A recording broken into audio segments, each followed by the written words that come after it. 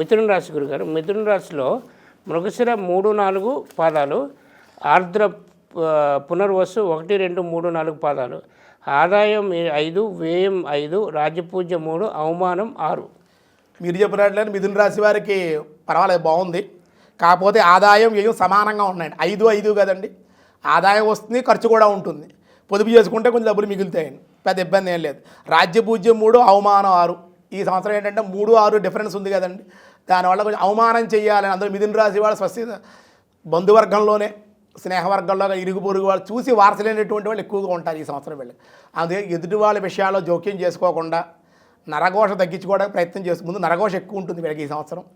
గ్రహస్థితికి వచ్చిన తర్వాత మీరు అడిగిన దాన్ని బట్టి అయితే శని నవమస్థానంలో మంచి స్థానంలో ఉన్నాడండి, భాగ్యస్థానంలో కూర్చున్నాడు. శని కుంభరాశిలో ఉన్నాడు కదండి, అందుచేత అనుకూలంగానే ఉంది. తర్వాత రాహు ఏమో దశమ స్థానంలో ఉన్నాడు, మీనరాశిలో ఉన్నారు ఈయన కూడా. తర్వాత కేతు ఏమో చతుర్థ స్థానంలో కన్యారాశిలో, అది కొంచెం ఇబ్బందికరంగా ఉంటుంది. అది దానివల్ల కొంచెం ఇబ్బంది, అనారోగ్య సమస్యలు ఉంటాయండి. కాళ్ళకి, వెన్నుపోసకు, శిరస్సుకు సంబంధించి జ్ఞాపక శక్తి లేకపోవడం, దాంపత్య సమస్యలు ఉంటాయి, విరోధాలు ఉంటాయి, ఉద్యోగంలో మార్పులు ఉంటాయండి, గృహ మార్పులు ఉంటాయి. విద్యార్థులు కూడా ఉత్సాహంగా లేకపోవడం, చదువు ఎందుకు శ్రద్ధ లేకపోవడం ఉంటుందండి. ఉద్యోగస్తులకి అయితే పర్వాలేదు, కానీ పై అధికారులతో భేదాభిప్రాయాలు లేకుండా చూసుకోవాలి. సహజమైన జాగ్రత్తగా ఉంటే అనుకూలంగా. వ్యవసాయదారులకు అయితే బాగుందండి, కాంట్రాక్టర్లకు కానీ బాగుంది. స్త్రీలకైతే శుభకార్యాలు, ఇంట్లో శుభకార్యాలు జరుగుతాయి, అన్ని విధాలుగా యోగ్యంగా ఉంది. ఏదేమైనా మిథున రాశి వారికి గత సంవత్సరం కన్నా ఈ సంవత్సరం అనుకూలంగానే ఉంది, ఇబ్బంది ఏం లేదు. అందులో మనకి పునర్వసు నక్షత్రం వాళ్ళు చాలా బాగుంది.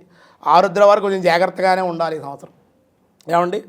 తర్వాత మనకి ఈ విధంగా ఉంటే అన్ని విధాలుగా వీళ్ళకి అనుకూలంగానే ఉంటుంది. ఇంకోటి గురుగారు, ఇక్కడ చిన్న విషయం, మీరు ఇప్పుడు ఇందులో ఈ రాశి వాళ్ళకి ఏం చెప్పారంటే దిష్టి ఒక ప్రాబ్లం ఉంటుంది, దిష్టి అంటే నరఘోష ఉంటుంది అని అన్నారు.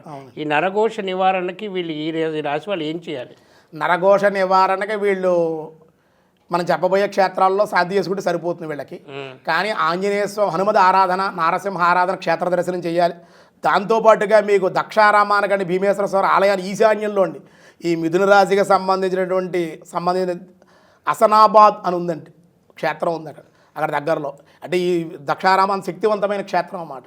కాబట్టి ఈ నక్షత్రంలో ఉండేటువంటి వాళ్ళ, మిథున రాశిలో ఉండేటువంటి మృగశిర నక్షత్రం 3వ పాదం వాళ్ళండి, అర్ధగిరి అని ఉందండి. అక్కడ పార్వతీ సమేత శ్రీ మల్లేశ్వర స్వామి వారికి అభిషేకం చేయడం, పూజలు చేసుకోవడం వల్ల బాగుంటుంది.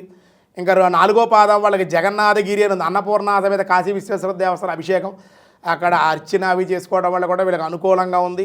ఇంకా ఆరుద్ర నక్షత్రం పరమశివుడి నక్షత్రమే కదండి, ఆయన నక్షత్రమే కదా. ఆ నక్షత్రం రోజునే వీళ్ళు కనుక శాంతి చేసుకుంటే పనుమల్ల అని ఉంది, పార్వతీ సమేత సోమేశ్వర స్వామి దేవస్థానం అండి, అక్కడ అభిషేకం చేసుకోవాలి.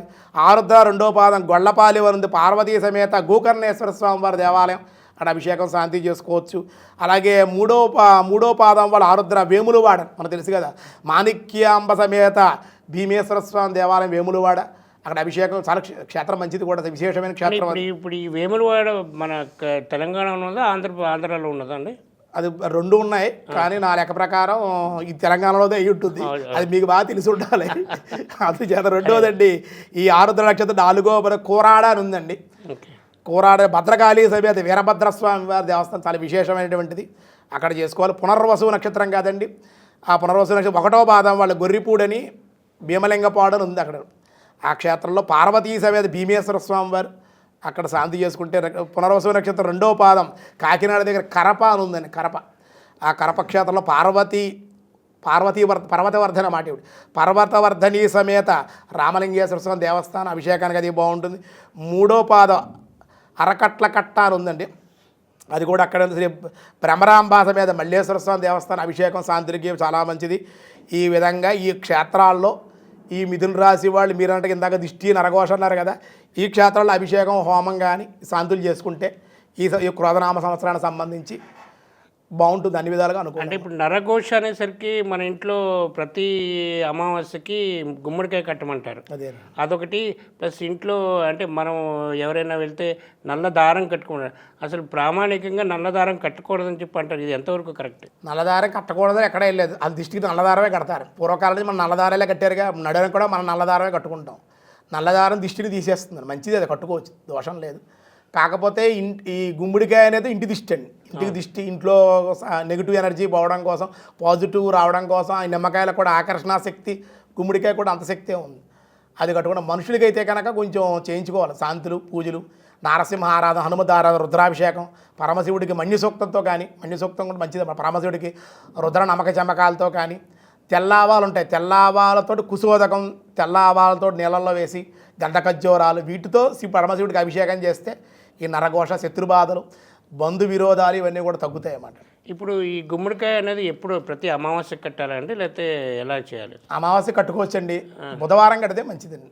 అవునా? ప్రతి బుధవారం ఎప్పుడైనా నెలకోసారి, 2 నెలలకు ఒకసారి, 3 నెలలకు అమావాస్య బుధవారం రావాలా? అది కంపల్సరీ రావాలని ఎక్కడ ఏం రూల్ ఏం లేదు. అమావాస్య రోజు కడితే మంచిది, దానికన్నా బుధవారం రోజు కట్టుకుంటే మంచిది అన్నమాట. దాన్ని మళ్ళీ బుధవారం కట్టమన్నారు. ఎలా దేవుళ్ళలో పూజ చేయించుకుని కట్టాలి.